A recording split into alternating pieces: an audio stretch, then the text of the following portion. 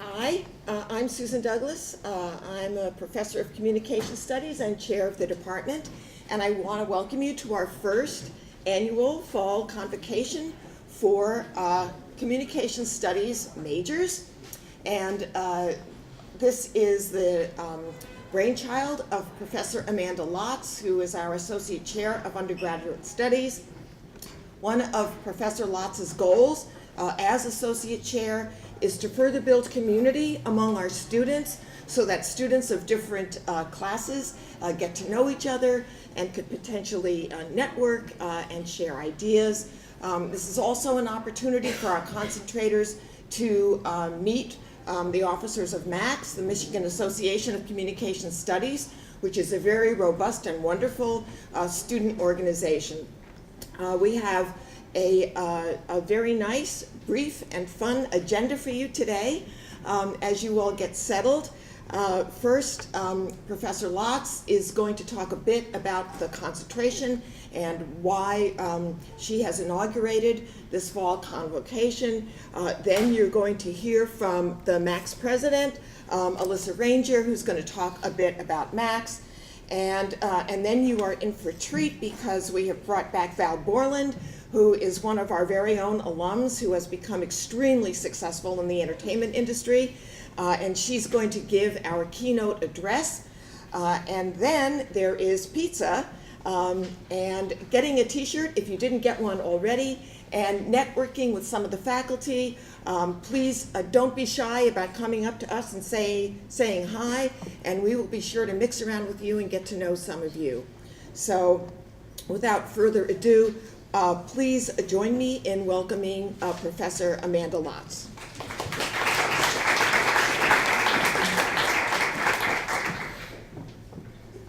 So here's our schedule for today, and first a few remarks. Where did this come from? So you all probably haven't been to our graduation, and it's a fantastic event. And it's honestly probably one of the high points of my year, and it's usually when I'm at my low point because I'm tired and it's been winter forever. But our graduation is this wonderful opportunity, and it's one of those things that makes me very proud. And I had the thought that it's sort of odd that we never have a moment where we all try to bring you together before we're here to say goodbye. And so now we are here to say hello, and that's the purpose of, or at least my hope for the fall convocation. The other thing that I wanted to do, since I have you here at Hello, is to talk a little bit about what the major in Comm Studies is here at the University of Michigan. It is a liberal arts degree, and that's okay. What does that mean? We are not a school of communication. We are not a place where you are doing specific applied pre-professional training. A liberal arts degree, whether it's in Comm Studies, poli-sci, econ, English, any of them, is aimed at developing critical thinking, writing, reading, and presentation skills. What's different here about in Comm is that we use media, largely, as our object of study. That's where we investigate and develop those skills.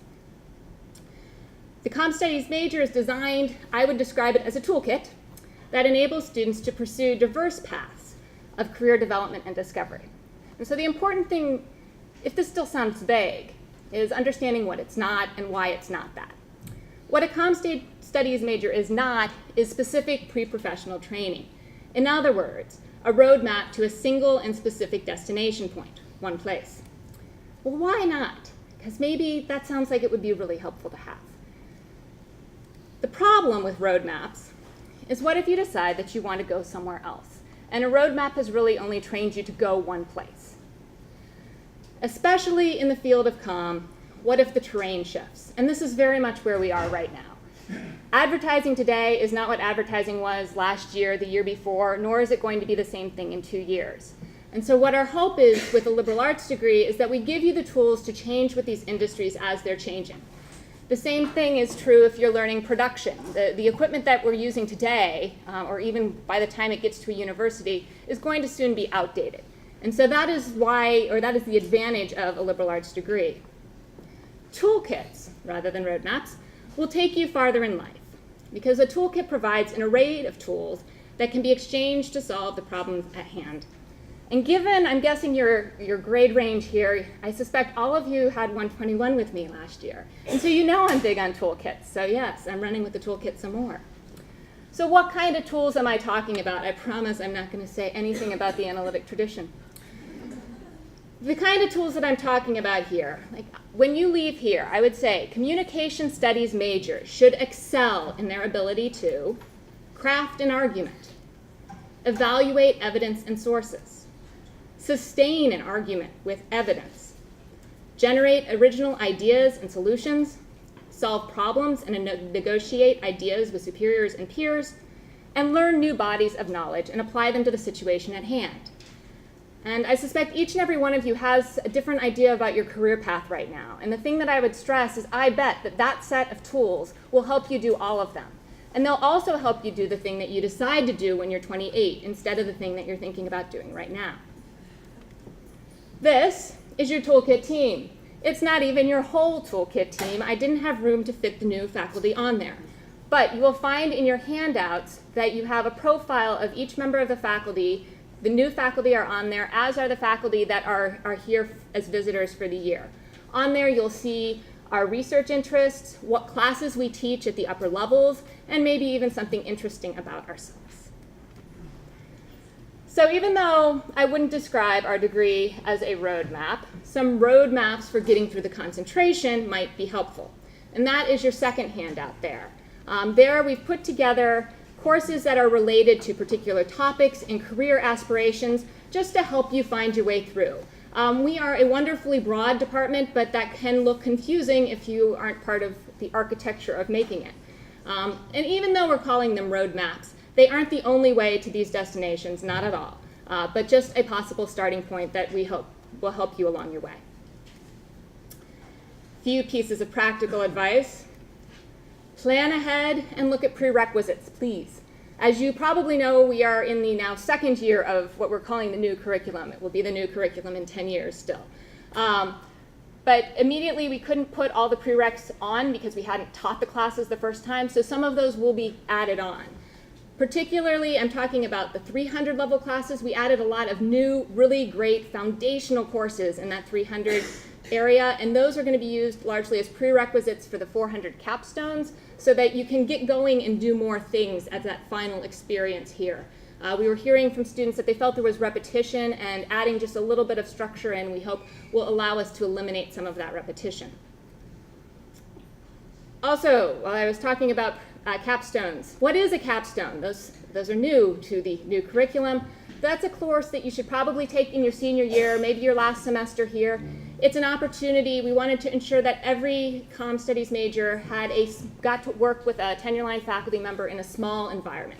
So those are capped at 18 right now. We're going to try to get them down to 15. It's an opportunity where you should be able to get to know a faculty member very well. It's not going to be the kind of class where we're teaching you a whole bunch of new stuff so much as a place where you're applying the learning you've done around whatever the core topic of the capstone is. So now, take advantage of opportunities like MAX, which Alissa will talk about in a second. EMCF, the Entertainment Media Career Forum, is coming up. It's in November, whereas Alumni Connection is in the spring. Those are both events where we bring a panel of alums back to campus to talk about their career path, how they got there, answer your questions, and to help with networking. They're both really valuable opportunities, and we have very generous alums, so take advantage of those. Also, internships. Obviously I'm a faculty member, I'll talk about how important our curriculum is, but what we do in the classroom is only part of a college education. And what you do outside of the classroom is every bit as important, especially in getting those first jobs. So take advantage of internships, whether it's a week, 2 weeks, a month, a semester. All of those are really valuable to getting experience and getting your foot in the door wherever you're interested in going next. They're also really important for figuring out what you don't want to do. I can tell you about that someday. Also, research. There are a lot of opportunities to work with faculty on research, as well as the honors program for seniors. Finally, please read email that Cheryl sends you, or anyone from the Common Office for that matter, even when free pizza is not in the subject heading. This is our main way to communicate with you. There is a lot going on. I know you've probably gotten like 100 email from us just in the past few weeks alone. But it's the best way we have to help keep you informed about the events and opportunities on campus. Finally, and in closing, a few pieces of personal advice, which I phrase in the form of things that I wish that girl would have known. Time. All right. So the first thing is to tell you, and to tell that girl rather, that the next steps in your life are not so much about your GPA. I spent a lot of time really stressed out about my GPA, and I wish I would have spent it instead trying new things and having new experiences. Even with your first job, your GPA is not as important as the things that you do and the people that you meet and how they regard you. And so when you're, a good example of this is I had a fantastic student last year. I would make cold calls for her. She came to class ready. She was always curious. She came into my office. We talked about class-related stuff, and she was excited, and it was fun. She was not one of the top students in the class. I can't tell you what her grade is. We don't remember that. That's not what we remember about you. But she was probably a B student, but that doesn't matter. I knew her well. I knew what her capabilities were, and so I could write her a very good recommendation letter. So think about those sorts of relationships and as a reason for getting to know your faculty and being involved in different things. It's not just all about the GPA anymore. And I know that feels disingenuous to even say because you've just gone through having to get a certain GPA to get into the university and get into the major, but here we are now, and now focus on those relationships and experiences. Be here now. And I was also going to write drink deeply, but then I realized that could be misconstrued. What I mean is, I was building off the whole, like, you can bring a horse to water. You are at the water. The University of Michigan has more opportunities than really even the motivated person can take advantage of. This is an incredible department with incredible faculty. It's a great curriculum. Here it is, all right? There's only so much we can do. So do your best. If you're not sure what to do, you're interested and you want to do more, but you're not sure what you should do, come in and talk to us. We might have ideas. But please try to take advantage of whether it's Max, whether it's the various media around campus, internships. There's far more than you can even imagine. And the last point that I want to make is to let you know that our goals, so if you're wondering why Lotz is making you write this analysis, or well, why do I have to have this exam, or why do I have to take a capstone? It's all here for a reason. And our goal is to ensure that you have the skills to succeed in whatever your next step may be, as well as the one after that. And as faculty, we all interact with each other, but we also interact with peers around the country. And so we're talking with faculty that work at other universities. And so I'm keenly aware of what my colleagues are doing at NYU and USC and the kind of things and the opportunities they're giving their students. And I will say with great honesty, I would put our faculty and our curriculum up against any school in the country. This is a great place to be. There's tremendous opportunities, and I'm glad that you're here. And welcome to the upper level part of the curriculum, because it's a whole lot more fun, both for me, I think, and for you, than some of those big introductory courses. So please come in, please get to know each other, please get to know us. Thanks.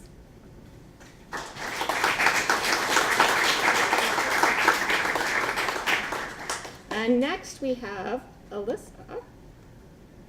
Okay, so hi everyone. My name is Alissa Ranger, and I'm here to talk to you a little bit about my journey through the communication studies and how, out of all the majors we have here at the University of Michigan, how I ended up with this one.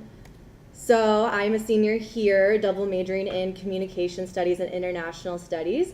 But I spent my summer interning at Domino's Pizza, where for the first time, I was really able to put my communication skills to use in the workplace. And that's when I also really saw firsthand how valuable our experience here is.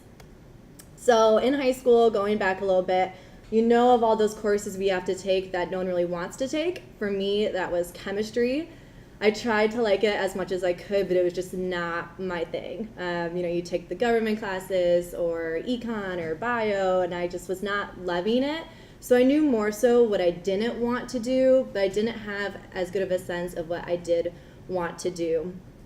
So I started to look at the things that I was really good at and things that I enjoyed. So in high school, I really loved my English classes, my literature classes, and so forth. Even my French classes, once again, going with the idea of communicating with others and so forth. And I also just really love people.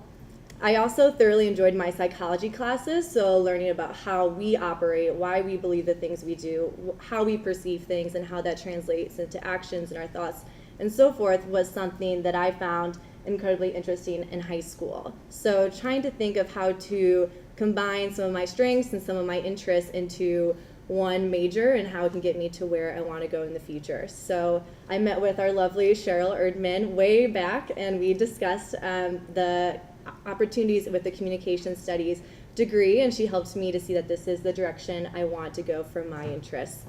So I was always interested in the media, but I didn't really know that that could translate into a career. So I know people ask, what exactly do you want to do? What can you do with a Communication Studies degree? But the answer is honestly anything. There's so many different things you can do, and we are very fortunate that our curriculum is broad enough that you can dabble in journalism, and you can do more of the psychology with the media effects and so forth to really get that well-rounded experience for whatever you want to do. Because even looking at the courses as well, I was really intrigued with the offerings, knowing that I would love to learn more about the history of media, the theories, how it came about, and of course how it affects us individually and as a society. So looking at the curriculum and seeing that this was going to get me hopefully where I wanted to go.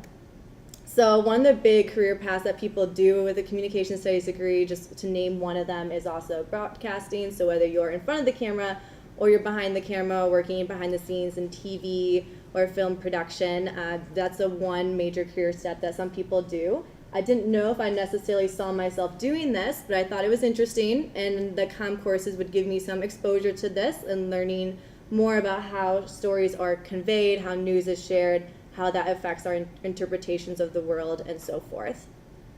I also really love reading, so I thought maybe taking some journalism classes would be really interesting, and I also saw that in this curriculum that's something that I could get some exposure to as well. I also just realized this is not in English, so sorry about that. I read newspapers in English, not in whatever that is. But also I really was interested back freshman year in public relations as well. So BP, the oil spill being a big example of a PR crisis and how that was handled. I thought that was really interesting, and looking at also whether you want to work at a PR firm or at the corporate level, how working to craft the image of that corporation was something that I also was really intrigued by. I also love advertising, which I knew this curriculum would show us a little bit of if you wanted to as well. I shamelessly love McDonald's, and I also love their advertisements. So I also knew that being a comm studies degree would give me the opportunity to take some of those advertising courses as well, to understand also what goes behind the scenes and what really is the intention when they are designed. Ultimately, as I said, I had a marketing internship, and this is really the best picture I could find for marketing, but I also realized that having this experience with the journalism classes I've taken, just with the media effects classes I've taken, really helped to give me that first-hand experience in my internship that allowed me to understand, if I want to pitch a story and have PR help me get the word out, what are the motives of journalists, how are they going to craft that story, and so forth. So all of these things are so connected, and so by getting the exposure in the different courses that we have really helps you later on as well. Sometimes it can feel like this. We have a lot of reading, as you guys know, and I don't think I'll probably miss like the 20-page essays when I graduate, but I know it will help us be very prepared. We have such a diverse range of offerings, as you guys know, so no path is going to be the same. You may be taking more of classes that get you to the broadcasting, where I may be doing more of like the advertising marketing classes and so forth, but getting you to kind of make your own path through communications as unique as possible. And the challenge as well for us is that our industry is ever changing, and it will continue to change. Just even looking at how much journalism has changed is really quite incredible.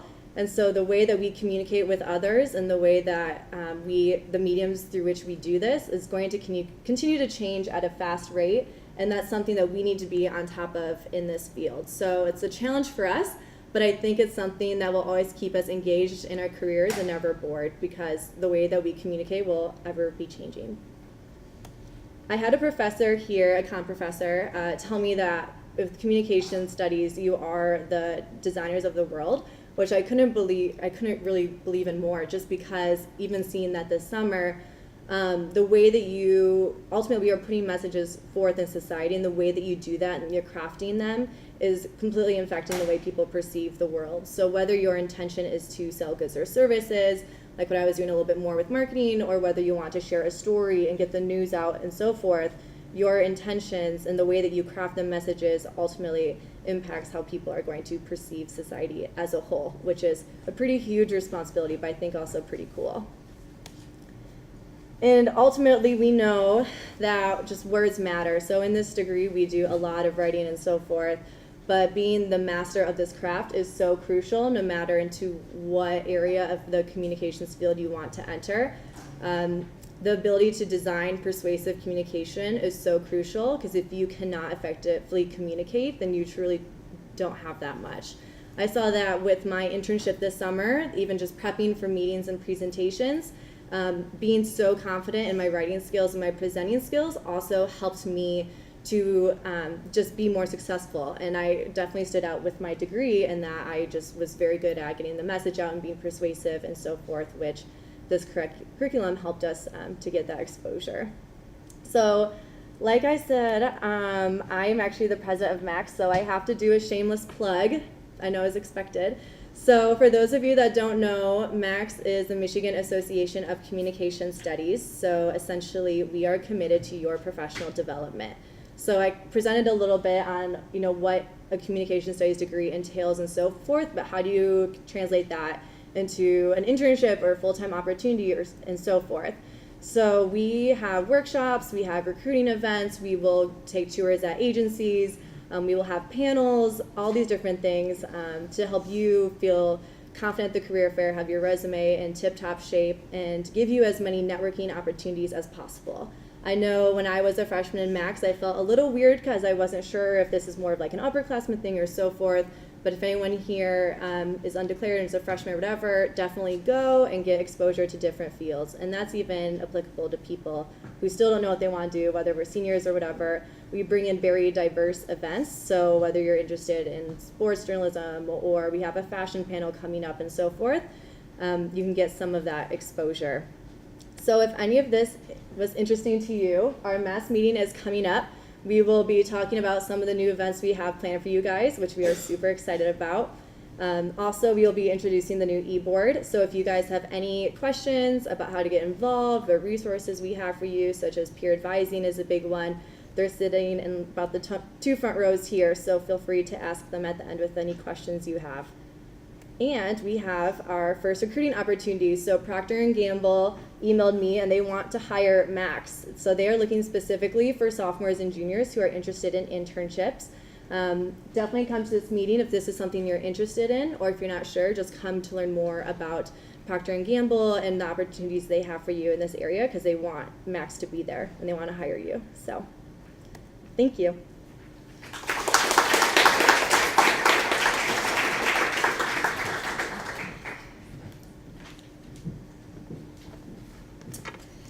It is now my really great pleasure to introduce our keynote speaker, Val Boreland.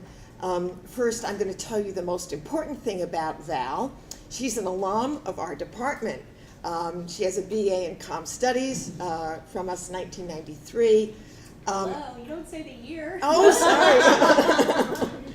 Hey, you're a kid compared to the rest of us. Now, I first met Val back in the early 2000s when she contacted me on her own and volunteered to come back to Ann Arbor and to speak to a class I was then teaching on gender in the media. And in she came, and she was so informative and generous of spirit and engaging and funny. My students just loved her, and they were so grateful for her insights. She's been such a generous alum, constantly coming back and giving back to the department. In 2011, we invited her to be our commencement speaker at our truly wonderful graduation, which is in the Michigan Theater. And I'll tell you that her commencement address brought the house down and also gave our students really wonderful, invaluable advice. Now, Val's early career included serving as an executive at MTV. She then served as vice president of scheduling, planning, and acquisitions at Lifetime Television, which is what you were doing when you came back to talk to my class about gender in the media, so it was such a perfect match. She was integral in launching Lifetime Movie Network and Lifetime Real Women. From there, she moved on to many of our favorite cable channels, Comedy Central, where she moved up the ranks to become Senior Vice President of Programming, Promotion, and Multi-Platform Strategy. In that job, Val oversaw Comedy Central's programming group, including program and promotion scheduling, in addition to managing the network's content across all digital platforms. Then, most recently, she moved from New York to LA, and she is now the Chief Programming Executive at REVOLT, Sean Combs' new music channel that he intends to be the ESPN of music, which involves curated playlists and news about the music industry. It's a really exciting, wonderful startup, and I imagine we will hear about that. So please join me in welcoming an incredibly generous and dynamic alum who's so great at giving back to our department and our students, Val Boreland. Thank you. That is way too much to live up to. When I came here to speak at graduation, I was working at Comedy Central and I had all this pressure to be funny. I don't work there anymore, so please, no expectations for funny. So one thing I will say that's not in my speech that I've heard about, and I was so happy to see that Procter & Gamble slide in there about that recruitment. They didn't recruit us when I was in school, back in the year that she was not supposed to say. I take advantage of that because, it's really, we had a whole crew of interns this summer, and I didn't see one Michigan student, and that was so disappointing to me because I love this school. So I really, really encourage you guys to take advantage of every opportunity because it is really competitive, and if you don't put yourself out there, you'll obviously never have those opportunities. So thank you for arranging that. So that's great. So this means everything, right? Social media means everything. That's my handle. That's Revolt's handle. Pull out your phones right now. Pull them out. Please follow me, tweet me during this presentation if you have any questions. I was going to ask you to do that, and I'm serious. Pull out your phones and do it. And then I mentioned to the CEO of my company that I was doing that, and he said he was going to be watching during the presentation to see if people are doing it. So please don't embarrass me, and everyone, at least tweet, follow me. You can unfollow me in a week. I'm not annoying. It's fine. Someone started following me. Thank you. I won't say your name. I won't embarrass you. But please feel free to tweet questions if you want me to answer them. So I was so excited to be invited to come to speak to you today. I love coming back to Ann Arbor and speaking to students, and I want to tell you a little bit about myself and what I do, and hopefully give you a little bit of insight into my world and the path I took to get here. But as I said first, make sure you tweet, make sure you Instagram. I have a really fun Instagram because I do a lot of cool things. I had a funny career at Comedy Central. I have a cool career at Revolt, and I'll tell you a little bit about that. So what is Revolt? In just a little under a year, Revolt TV, founded by Sean Diddy Combs, has strived to become the new #1 name in music. Revolt is a television network and digital platforms dedicated to music and the culture surrounding it. We say Revolt moves live at the speed of social media. So what does that mean? We have music, social media, news teams who surface breaking news and new music that is then curated to appeal to our millennial audience in real time. We play music videos, interviews, and live performances, some of which are exclusive to our network. We elevate new artists and celebrate established artists. We cover rock to hip hop to electronic music. So yes, we're talking about Lorde and Arctic Monkeys and Nicki Minaj, but we're also featuring Alt-J, Grimes, and Flatbush Zombies. Hopefully some of those names, do people know? I'm seeing a couple head nods. Okay, good. That means that we're doing our job because you guys are actually our target audience. You are the fans who like to discover new music first. You go to music festivals, you search for song lyrics, you're on Twitter and Instagram to find out what's happening with your favorite artists and bands. That's what we're doing at Revolt. We are curating music and information to let you know what's happening now, and more importantly, being ahead of the curve to tell you what's happening next. I'm the head of programming and production, which means I oversee all the content that you see on TV and all the platforms where you can find Revolt, which include our website, Twitter, Instagram, Facebook, and a couple others that we're going to be announcing really soon. I'm in charge of hiring the on-air talent, all the shows that we produce or acquire, and the news and social media teams. Those are a lot of hats to wear, and it's a lot of work, but it's been amazing to launch a new network. So if we could get this to work, I think I'll show you a little sizzle, a little video. This is Revolt. Anything can happen. Music. We're all about culture. Music moves me. This is the Revolt meets Circle, challenging the powers that be. That's what a revolution is to me. It's a catalyst for change. Fashion. Music, film, a little bit of everything. You can do whatever you want to. We're progressing to give a voice to artists that may not have it. I am Revolt. Breaking news. Outcast will reunite in 2014. More than anything, just surprised. Always first on the scene. We want to be outside the box. So glad that you exist. So good to have a channel playing music. Catch us on Revolt Live. Every day. What's going on? We're coming to you live. All Machine Gun Kelly. Come to Revolt, hang out with Diddy. Has to be like a good energy. Always keep rap first. Let's get it. Breakfast Club. Yo, yo, yo. 50. I can't believe I'm on Puffy TV. I make music because I want to make music. I've accomplished something. Tune in every night to my show, In Harm's Way. New bands, interviews, performances. Unlimited access. This is Art Basel, and I am Revolt. It is your boy, Young Casey Veggies. Everybody's going a million miles a minute. To carry the rebellious spirit through music.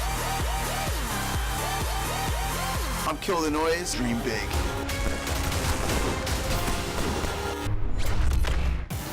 We can only do this on Revolt TV. Revolt Nation. Specials. I just hope everybody's ready to have fun celebrating with Revolt. Forget that there's a whole country that follows my every move. The year of Pharrell. I've always worked from what doesn't exist. Let's go! We may have a music revolution start here tonight. My name is Steve Shady. Dr. Dre, pick up the phone, you answer. Live performances.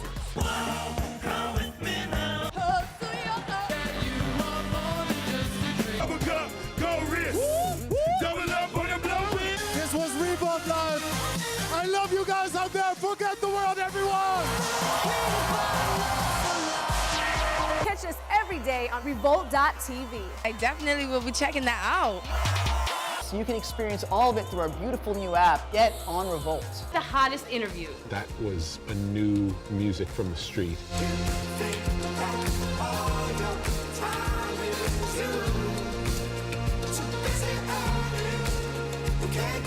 Exclusive video premiere. What's up, Revolt TV? This is Diplo. We have the world premiere Revolution.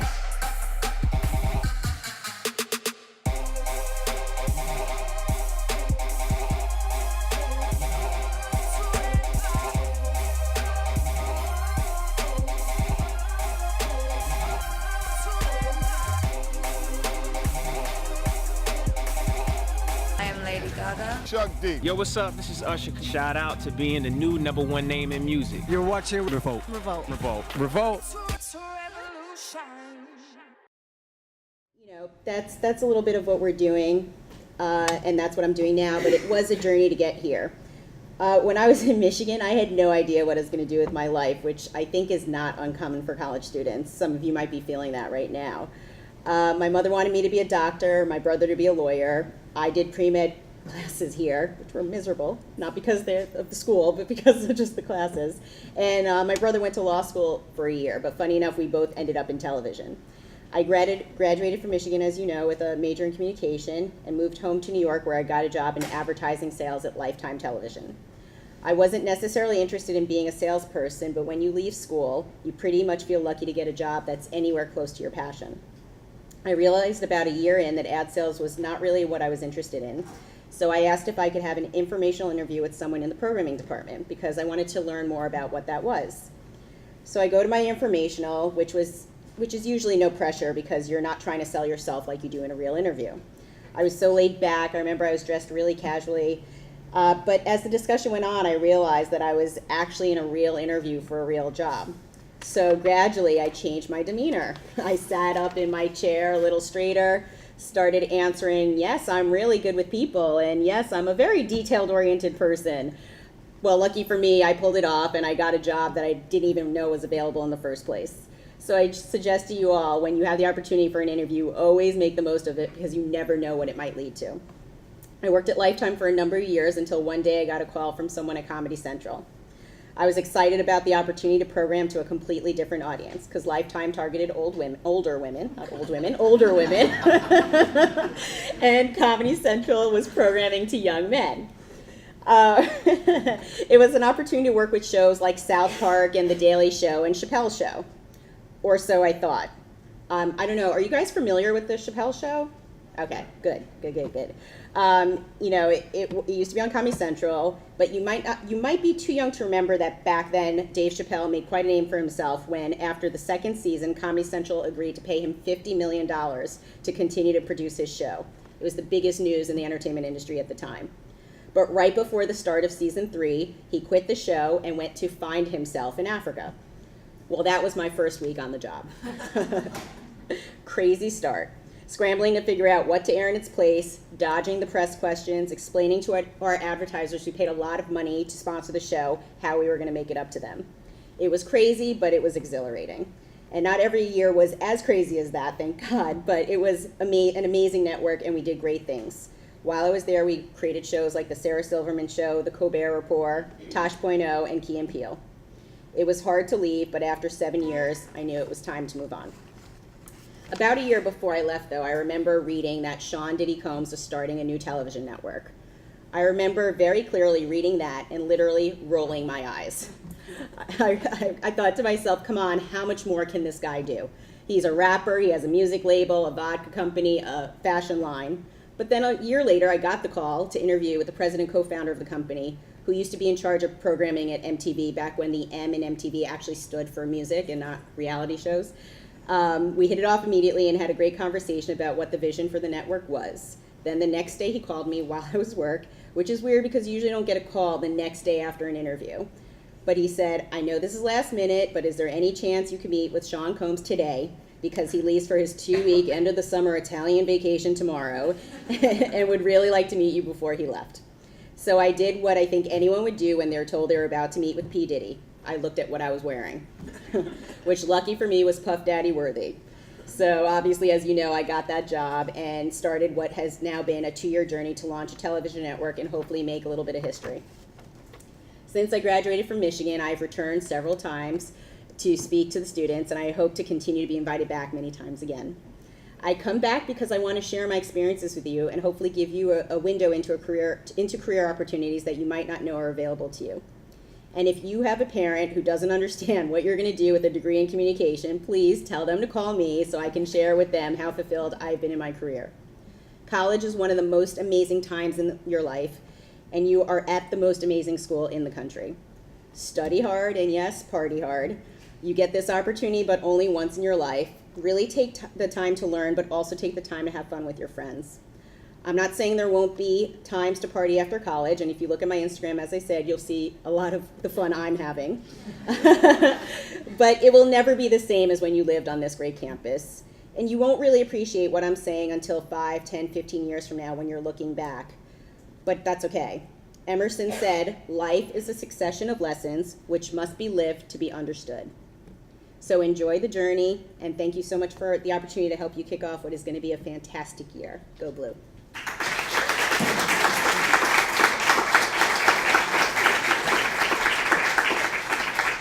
So honestly, I don't, if we have time, if anyone has any questions about anything, I don't want to put you on the spot, but if anyone wants to ask a question, you can raise your hand. Or hit me up after. Okay, we'll do it after. Oh, yeah. Val, you wanted to tell the students a little bit more about, you know, finding that first internship, finding that first job. Yes. You know, some people can feel really awkward, like putting themselves forward or trying to figure out how to network, and maybe you could give them a little bit of advice about the first thing, you know, sort of getting out of the blocks. Well, what I would say, first of all, is just don't feel that way. And I know that that's so much easier said than done, because I was so intimidated when I was in college. I didn't know anything about anything. You know, I didn't know what to do how to do it. Luckily, I had friends who had some guidance, and I kind of followed them. And my first internship, I think it might have been my only internship, I believe was the summer after sophomore, junior year. I interned at Jim Henson Productions. Jim Henson's the Muppets, created the Muppets. And I kind of blindly sent my resume in, and I don't even know what was on that resume because I didn't work, I guess Michigan was a good enough school to get me through the front door, had an interview and impressed them, and really having that first internship was what I can grow on. So your first is always what you can grow on. Don't be scared, don't be intimidated, don't be shy. You really have to be aggressive. You have to put yourself out there, because I have to tell you, there are some students at some other schools who will put themselves out there, and it's quite competitive, and if you don't speak up, if you don't take the initiative, you guys sound like you have so many programs that actually provide those platforms for you to be able to network and practice networking and practice speaking. Seriously, call me. I will practice with you if you need to. There are not that many of you. You can all call me. I think the more you do it, the more comfortable you are. That first job, the first jobs that I remember being so scared to answer the phone, because I was like, what am I going to say? How am I going to answer their questions? And it just comes with time, and you have patience. Everyone has patience, and everyone was where you were at one time. So I think I'll give you a little hint. Find out where the people you're meeting with went to college, because I'm telling you, if I barely look at a resume, but if it says the University of Michigan on it, I'm like, just call them, bring them in. I don't care what, I don't care what their GPA is, just bring them in.